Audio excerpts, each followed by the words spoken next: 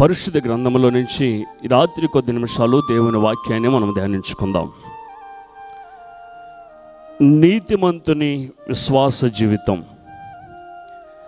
నీతిమంతునిగా తీర్చబడడం ఎలా? పరిశుద్ధ గ్రంథంలో నీతిమంతులు లేరు, ఒక్కడును లేడు అని పాటల్లో పాడుతున్నటువంటి ఆ దినాలలో కొందరు నీతిని కాస్తంతైనా మూట కట్టుకొని ఉందామని చలివేంద్రాలు, దాన ధర్మాలు, భూదానాలు, అన్నదానాలు చేస్తూ ఉన్నారు. అయితే ధర్మశాస్త్రము దేనిని చేయజాలకపోయినో అది యేసుక్రీస్తు రక్తము ద్వారానే ఆయన జరిగించారు. ఒక తెర దేవునికి మనుషునికి అడ్డుగా ఉన్నటువంటి తెర యేసుక్రీస్తు రక్తము ద్వారానే మాత్రమే ఆ తెర తొలగించబడి ప్రతి ఒక్కరిని నీతిమంతులుగా మార్చింది. పరిశుద్ధ గ్రంథములో యోహాను రాసినటువంటి మొదటి పత్రిక 1వ అధ్యాయం 7వ వచనములో నీతిమంతుడు విశ్వాస మూలముగా జీవించును. నీతిమంతుడు విశ్వాస మూలముగా జీవించును. ప్రారంభంలో ఈ నీతిమంతుడు ప్రారంభపు రోజులలో నీతి చాలా ప్రాముఖ్యంగా భావించుకొని యేసు రక్తములో కడగబడినటువంటి వారు కొన్ని దినములైన తర్వాత లోకములో కలిసిపోతూ ఉంటారు. అయితే యేసయ్య రక్తము, రోమీయులకు రాసినటువంటి పత్రిక 5వ అధ్యాయము 9వ వచనంలో యేసు రక్తము మనలను నీతిమంతులుగా తీర్చుతూ ఉంది. యేసు రక్తము మాత్రమే, యేసయ్య రక్తము మాత్రమే ఒక వ్యక్తిని నీతిమంతునిగా తీరుస్తూ ఉంది. యేసయ్య రక్తము మాత్రమే ఒక వ్యక్తిని పవిత్రపరుస్తూ ఉంది. యేసయ్య రక్తము మాత్రమే ఒక వ్యక్తిని పాపములో నుంచి విడిపించి నీతిమంతునిగా మారుస్తూ ఉంది. ఈ రాత్రి కొద్ది నిమిషాలు దేవుని వాక్యాన్ని మనం ధ్యానించుకుందాం. ఈ నీతిమంతునికి ఉండవలసినటువంటి లక్షణాలు పరిశుద్ధ గ్రంథములో నుంచి గలతీయులకు రాసినటువంటి పత్రిక 3వ అధ్యాయము, పరిశుద్ధ గ్రంథములో నుంచి గలతీయులకు రాసినటువంటి పత్రిక 3వ అధ్యాయము 11వ వచనం. గలతీయులకు రాసి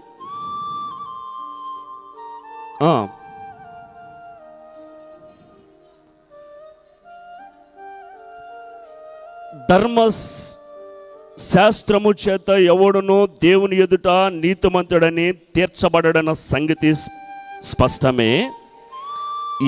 ఎలాగనగా నీతిమంతుడు విశ్వాస మూలముగా జీవించును. చాలు, నీతిమంతుడు విశ్వాస మూలముగా జీవించును. ఈ నీతిమంతుడు విశ్వాస మూలంగా ఎలా జీవిస్తూ ఉంటాడు? తండ్రి, కుమార, పరిశుద్ధాత్మని నామములో యేసుక్రీస్తు రక్తములో కడగబడినటువంటి ఒక నీతిమంతుడు ఎంత విశ్వాసాన్ని కాపాడుకుంటాడో అంతే ప్రాముఖ్యంగా విశ్వాస జీవితాన్ని కొనసాగించాలి. నీతిమంతుడు పరిశుద్ధ గ్రంథములో ఒక నీతిమంతుని గురించి ఏమని పరిశుద్ధ గ్రంథములో రాయబడి ఉందంటే, నీతిమంతుడు సింహము వలె ధైర్యముగా ఉంటాడు. సింహం పరిశుద్ధ గ్రంథములో ఒక సింహాన్ని పరిశుద్ధ గ్రంథం నీతిమంతుని యొక్క జీవితాన్ని పోలుస్తూ ఉంది. నీతిమంతుడు ఎందుకని సింహం వలె ధైర్యంగా ఉంటాడు? నీతిమంతుడు సింహం వలె ఎందుకని ధైర్యంగా ఉంటాడు అని అంటే, దేవుని ఎదుట ఎన్ని శ్రమలు వచ్చినా, ఎన్ని నిందలు వచ్చినా యేసయ్య రక్తములో కడగబడినటువంటి నీతిమంతుడు బహుధైర్యంగా ఉంటాడు. సింహము దగ్గరకు మనం వెళ్ళినా మన దగ్గరకు సింహం వచ్చినా ఇబ్బంది పడేది మనమే. అయితే ఒక నీతిమంతుని యొక్క విశ్వాస జీవితం సింహం వలె బహుధైర్యంగా ఉంటారు. ఈ సింహం దేనికి జడవదు. ఎన్ని భయంకరమైన సమస్యలు వచ్చినా, ఎన్ని భయంకరమైనటువంటి తన ముందు పెనుగాలులు ఉప్పెనులు వచ్చినా దేనికి జడవదు. ఎందుకని అంటే ఒక నీతిమంతుని యొక్క విశ్వాస జీవితం పరిశుద్ధ గ్రంథములో సింహాన్ని పోల్చి ఉంది. సింహపు పిల్లలైన దేవుని చేతిలో నుంచి ఆహారాన్ని తీసుకోవాలనేటువంటి తపన తాపత్రయం కలిగి ఉంటాయి. మీరు చదవండి, సామెతల గ్రంథం 28వ అధ్యాయము 1వ వచనం. ఎవడును తరముకుండనే దుష్టుడు పారిపోవును, నీతిమంతులు సింహము వలె ధైర్యముగా నుందురు. చాలు. నీతిమంతుని యొక్క విశ్వాస జీవితం ఎలా ఉంటుందంటే సింహం వలె ధైర్యంగా ఉంటుంది. ఒక నీతిమంతుని యొక్క విశ్వాస జీవితం ఎలా ఉంటుందంటే, యేసు రక్తంలో కడగబడినటువంటి ఒక విశ్వాస జీవితం ఎలా ఉంటుందంటే సింహం వలె, సింహమైన ఆ సింహపు పిల్లలైన దేవుని చేతిలో నుంచి ఆహారాన్ని తీసుకోవడానికి ప్రయత్నం చేస్తూ ఉంటాయి. కీర్తనల గ్రంథం 104వ కీర్తన 21వ వచనంలో సింహపు పిల్లలు వేట కొరకు గర్జించుచున్నవి, తన ఆహారమును దేవుని చేతిలో నుంచి తీసుకొనజూచుచున్నవి. సింహపు పిల్లలైన, సింహమైన తమ ఆహారము కొరకు దేవుని చేతిలో నుంచి తీసుకొని జోచుచున్నవి. ఇది నీతిమంతుని యొక్క విశ్వాస జీవితం. యేసు క్రీస్తు రక్తములో కడగబడినటువంటి వారు, యేసు క్రీస్తు రక్తములో పరిశుద్ధపరచబడినటువంటి వారు, యేసు క్రీస్తు రక్తములో ముద్రించబడినటువంటి వారు, యేసు క్రీస్తు రక్తములో ఆయన సొత్తుగా విలువ పెట్టి ఖైదానమిచ్చి కొనబడినటువంటి వారి జీవితం ఎలా ఉంటుందంటే, వారి జీవితం, వారి వ్యక్తిగతమైనటువంటి జీవితం సింహము వలె బహుధైర్యంగా ఉండడం మాత్రమే కాక, సింహమైన, సింహపు పిల్లలైన ఆహారము కొరకు దేవుని చేతిలో నుంచి తీసుకోవడానికి ఎదురు చూస్తూ ఉన్నట్లుగా ఉంటారు. ఈ రాత్రి యేసయ్య రక్తములో కడగబడ్డాం, లోకపు అలవాట్లలో నుంచి విడిపించబడ్డాం, ఒక ప్రత్యేకకరమైనటువంటి జీవితాన్ని జీవిస్తూ ఉన్నాం. లోకములో నుంచి, లోకపు చెరలో నుంచి, పాపపు బంధకాల్లో నుంచి విడిపించబడినటువంటి మనం ఈ భూ సంబంధమైనటువంటి వాటి మీద మనసు పెట్టక పర సంబంధమైనటువంటి వాటి మీద మనసు పెట్టి విశ్వాస జీవితాన్ని మనం సాగించాలి. ఆమేన్. హల్లెలూయా, హల్లెలూయా. ద్వితీయోపదేశ ఖండం 14వ అధ్యాయము 2వ వచనం మనం చదివినట్లయితే, ద్వితీయోపదేశ ఖండం 14వ అధ్యాయము 2వ వచనం, నీ దేవుడైన యెహోవాకు ప్రతిష్ఠిత జనము గనుక మరియు యెహోవా భూమి మీద ఉన్న సమస్త జనములలో విశేషముగా మనకు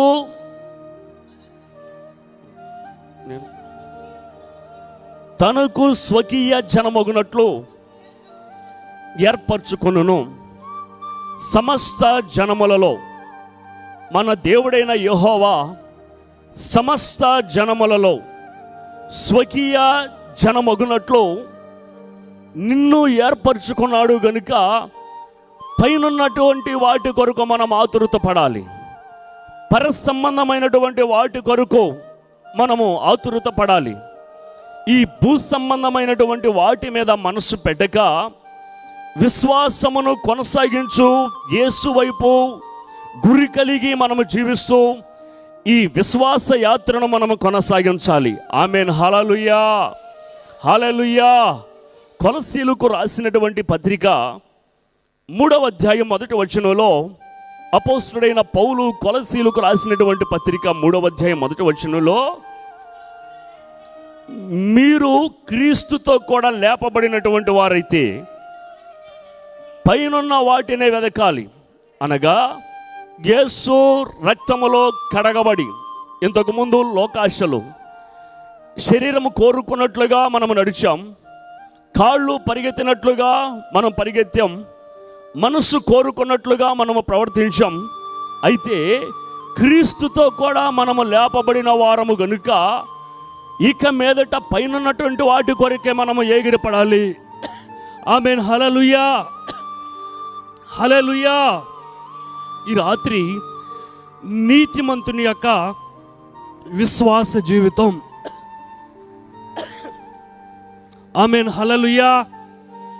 రెండవదిగా చదవండి, కీర్తనల గ్రంథము 34వ కీర్తన 19వ వచనం.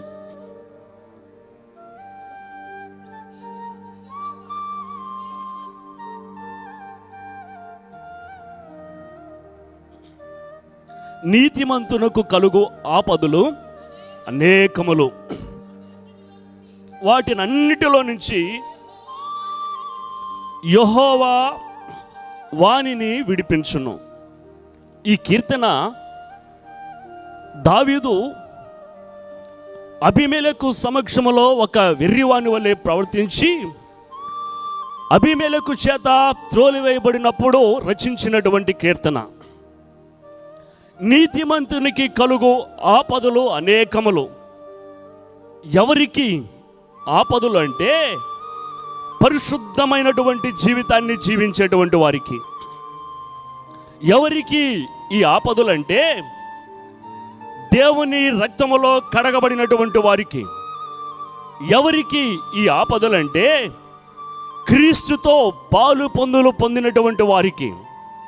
నీతిమంతునికి కలుగు ఆపదలు అనేకములు, అయినను వాటిలో నుంచి మన దేవుడు తప్పిస్తాడు. ఆమేన్, హల్లెలూయా. చెప్పండి, హల్లెలూయా. ఈ రాత్రి దావీదు తన వ్యక్తిగతమైన జీవితంలో ఒక వెర్రి వాని వల్లే ప్రవర్తించి అబీమెలెకు సమక్షములో నుంచి త్రోలి వేయబడిన తరువాత రచించినటువంటి కీర్తన.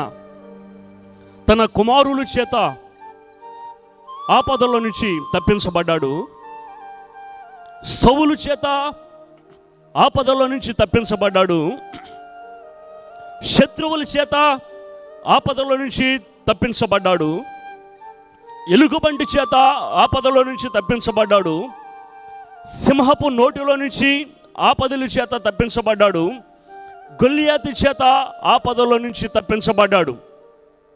నీతిమంతునికి కలుగు ఆపదలు అనేకములు, అయినను వాటన్నిటిలో నుంచి 2 చేతులు పైకెత్త ఒకసారి హల్లెలూయా చెబుదాం బిగ్గరగా.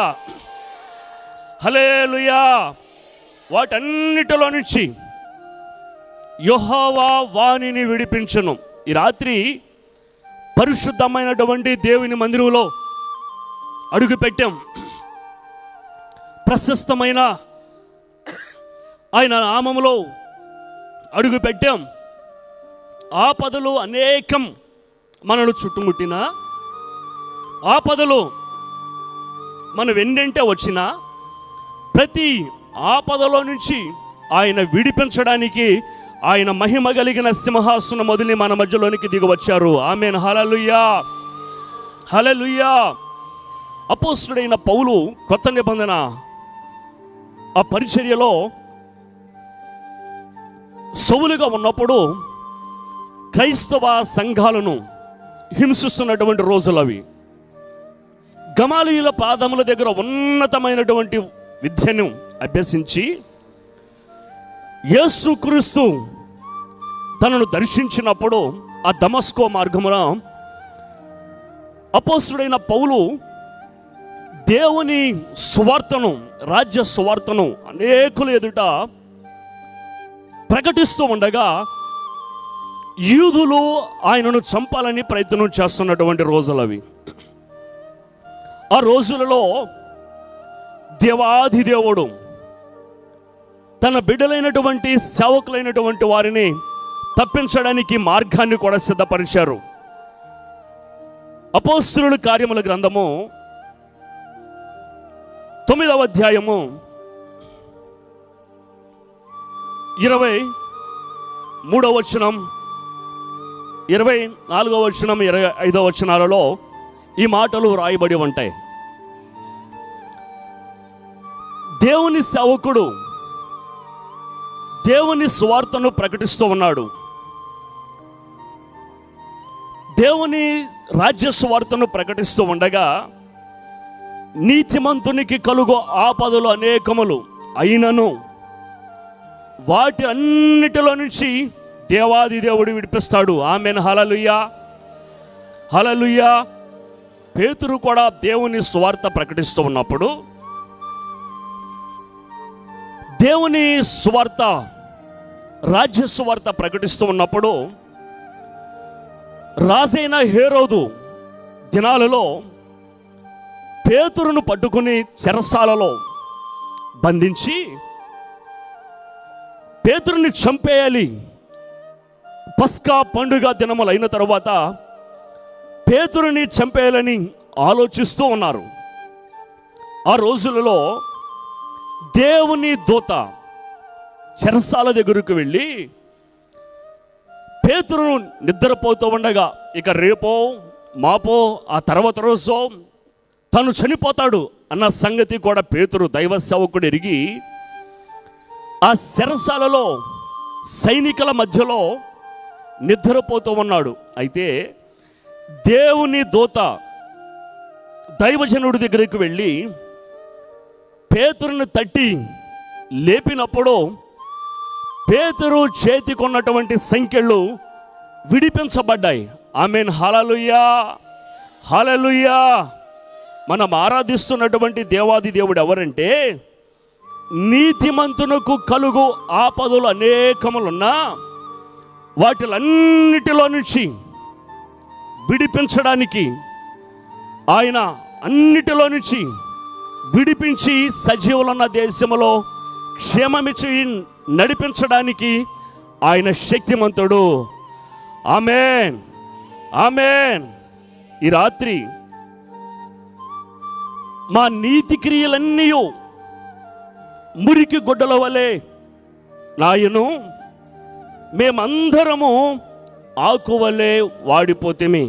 అయితే నీతిమంతునికి కలుగు ఆపదలు అనేకములున్నా వాటిలో నుంచి మనం ఆరాధిస్తున్నటువంటి దేవుడు తప్పిస్తాడు. ఆమేన్, ఆమేన్. చదవండి కీర్తనల గ్రంథం 17వ అధ్యాయము 15వ వచనం. నేనైతే నీతి గలవాడనై నీ ముఖ దర్శనము చేసేదను. నేను మేల్కొన్నప్పుడు నీ స్వరూప దర్శనముతో నా ఆశను తీర్చుకొందును చాలు. దావీదు అంటున్నాడు కదా, నేనైతే నీతి గలవాడనై నీ ముఖ దర్శనము చేసేదను. నీతిమంతుని యొక్క ఆశ, నీతిమంతుని యొక్క విశ్వాస జీవితం, నీతిమంతునకు కలుగు ఆపదలు, నీతిమంతుని యొక్క ఆశ. నేనైతే నీ ముఖ దర్శనం నేను చేస్తాను. ఒక ఆశ దావీదుకి, ఒక ఆశ, నేను నీ ముఖ దర్శనం చేస్తానయ్యా. నేను ఆశపడుతున్నా. నీతిమంతుని ఆశ సంతోషం పుట్టించును, భక్తిహీనుని ఆశ భంగమైపోను. విలియం కేరీ హిందూ ఈ భారతదేశానికి వచ్చి తన పుస్తకంలో ఒక మాటను రాశారు. ఆయన దేవుని కొరకు గొప్పవి చేపడదాం, దేవుని దగ్గర నుంచి గొప్పవి ఆశిద్దామని. ఆశ లేకపోతే దేవుడు కూడా ఆశీర్వదించడని. దావీదు అంటున్నాడు కదా, నేనైతే నీతి గలవాడనై, నేనైతే నీతి గలవాడనై నీ ముఖ దర్శనము చేసేదను. నేను మేల్కొనినప్పుడు నీ స్వరూప దర్శనముతో నా ఆశను తీర్చుకుందును. ఉదయాన్నే లేచి ఎవరెవరో ముఖాన్ని చూస్తే ఏదో మేలు జరుగుతుందిలే, నా సమస్యలన్నీ పోతేలే, నా బాధలన్నీ తొలగిపోతేలే అని మనం మానవులుగా మనం అనుకుంటాం. దావీదు అంటున్నాడు కదా, నేను నీ ముఖ దర్శనము చేయాలి, చూడాలి. ఎక్కడా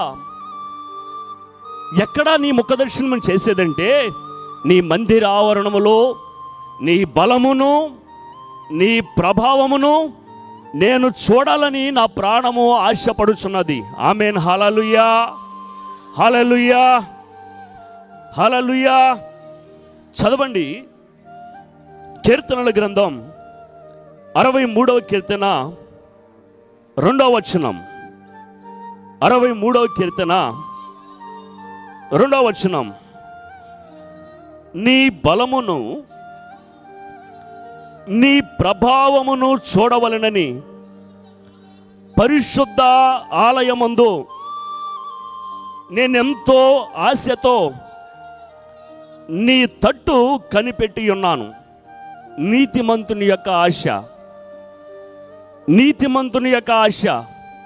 దావీదు అంటాడు కదా, నేనైతే నీ స్వరూప దర్శనము చూడాలయ్యా.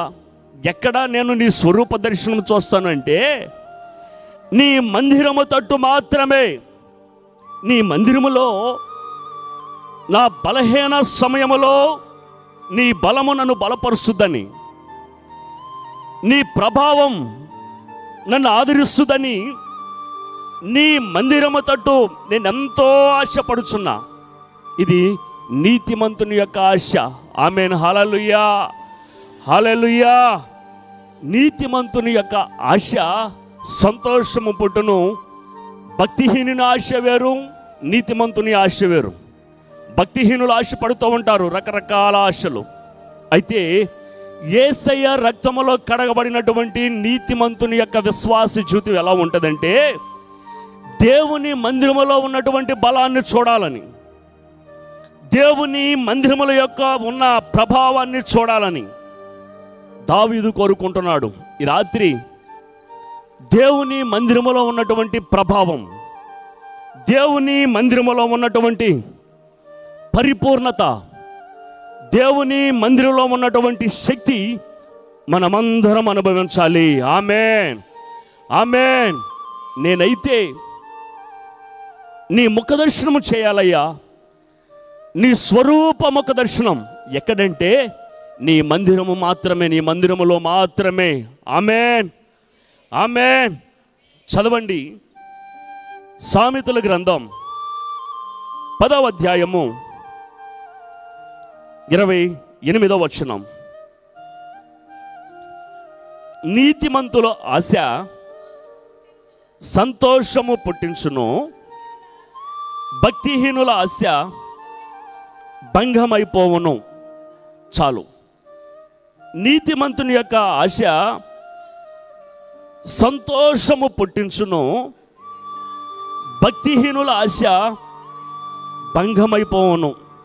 ఈ రాత్రి నీతిమంతుని యొక్క విశ్వాస జీవితం, నీతిమంతుని యొక్క విశ్వాస జీవితం ఎలా ఉంటుందంటే ఏ ఆశ అయినా దేవుడు ఏం చేస్తాడో తెలుసా? మన వ్యక్తిగతమైన జీవితంలో సంతోషాన్ని కలగజేస్తాడు. ఆమేన్. హల్లెలూయా, హల్లెలూయా. నీతిమంతునికి కలుగు ఆపదలు అనేకములున్నా వాటిలో నుంచి మనం ఆరాధిస్తున్నటువంటి దేవుడు విడిపిస్తాడు. అంత మాత్రమే కాదు, నీతిమంతుని యొక్క ఆశ ఏంటంటే దేవుని మందిరములో ఆయన ముఖ దర్శనం చూడాలని, ఆయన స్వరూప దర్శనం చూడాలని ఆశ. మరొక మాట ధ్యానించుకుందాం. చదవండి కీర్తనల గ్రంథం 92వ కీర్తన 12వ వచనం. నీతిమంతులు ఖర్జూర వృక్షము వలె మూవ వేయుదురు, లెబానోను మీద దేవదారు వృక్షము వలె వారు ఎదుగుదురు. చాలు. నీతిమంతులు ఖర్జూర వృక్షము వలె మోవేయుదురు, వారు లెబానోను మీది దేవదారు వృక్షము వలె వారు ఎదుగుదురు. నీతిమంతులట దేవదారు వృక్షము వలె. లెబానోను పర్వతం అతి ఎత్తైన పర్వతం. ఆ పర్వతం మీద దేవదారు వృక్షాలు ఏపుగా మొలుస్తూ ఉంటాయి. దేవదారు వృక్షం అంటే సాదృశ్యం నిశ్చలమైన జీవితం అని. ఈ దేవదారు వృక్షం దేవుని స్వరం మాత్రమే, దేవుని స్వరానికి మాత్రమే లోబడుతుంది. కానీ తుఫానులు వచ్చినా, జడి వానలు వచ్చినా, పెనుగాలులు వచ్చినా, ఆపదలు వచ్చినా ఈ దేవదారు వృక్షంలో ఉన్నటువంటి లక్షణం ఏంటంటే దేనికి జడవదు. దేవుని స్వరానికి మాత్రమే వినబడుతుంది, దేవుని స్వరానికి మాత్రమే లోబడుతుంది. ఈ రాత్రి నీతిమంతులు ఎదుగుదల. నీతిమంతులు ఖర్జూర వృక్షము వలె మోయెదురు, వారు లెబానోను మీదే దేవదారు వృక్షం వలె ఎదుగుతారు. లెబానోను మీదే దేవదారు వృక్షం వలె ఎదుగుతారు. ఈ లెబానోను పర్వతం మీద దేవదారు వృక్షాలు. దేవుని పిల్లలు ఎలా ఉంటారంటే ఆత్మీయతలో ఎదుగుదల. ఆమేన్, హల్లెలూయా చెప్పండి, హల్లెలూయా. నీతిమంతుని యొక్క జీవితం ఎలా ఉంటుందంటే ఒక దేవదారు వృక్షం వలె అన్ని విషయాలలో ఎదగాలి. ప్రేమలో, సత్యములో.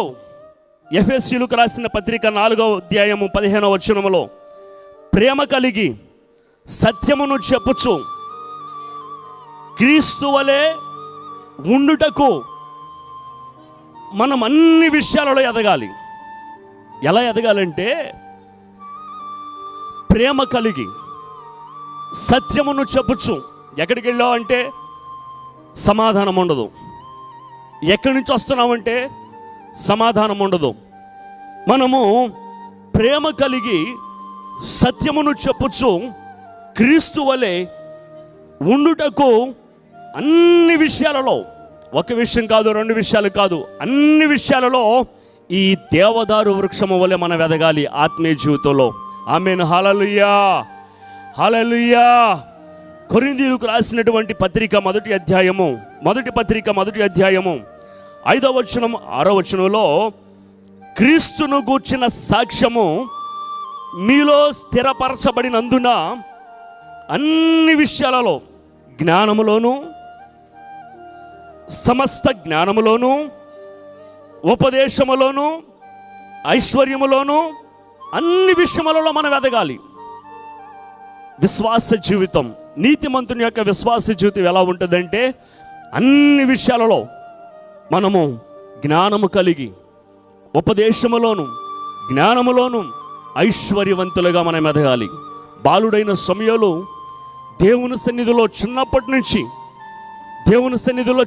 నుంచి దేవుని సేవకుల దగ్గర నాటబడి ఆత్మీయంగా అన్ని దిశలుగా రాజులను అభిషేకించేటువంటి గొప్ప సేవకునిగా ఎదిగాడు. ఇది నీతిమంతుని యొక్క విశ్వాస జీవితం. ఆమేన్, ఆమేన్.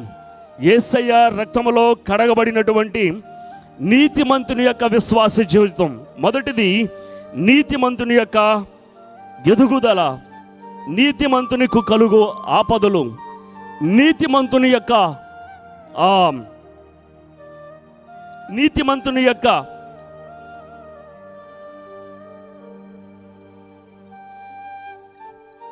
ఎదుగుదల, నీతిమంతుని ఆశ, నీతిమంతునికి కలుగు ఆపదలు, నీతిమంతుని యొక్క విశ్వాస జీవితం. ఈ 4 లక్షణాలు కలిగి యేసయ్య రక్తములో కడగబడినటువంటి మనం సాగిపోవడానికి ప్రయత్నిస్తూ గమ్యానికి చేరుకుందాం. దేవుడి మాటలు మన వినికిడిలో ఫలింపచేయునుగాక. ఆమేన్. Hosanna hosanna. అపోస్తలులు ప్రవక్తలు వేసిన పునాది మీద కట్టబడుదాం రండి. పగల మేఘ స్తంభమై రాత్రి అగ్ని స్తంభమై తన ప్రజలను నడిపించిన దేవునికి, కామ క్రోధ మదమచ్చర్యాలు లేని దేవునికి, పరిశుద్ధినికి, చరిత్ర కలిగినటువంటి దేవునికి ఆరాధన చేద్దాం. భూమికి పునాది వేసిన వాడు, సముద్రమునకు సరిహద్దు నియమించిన వాడు మన మధ్యలో సంచరిస్తూ ఉన్నాడు.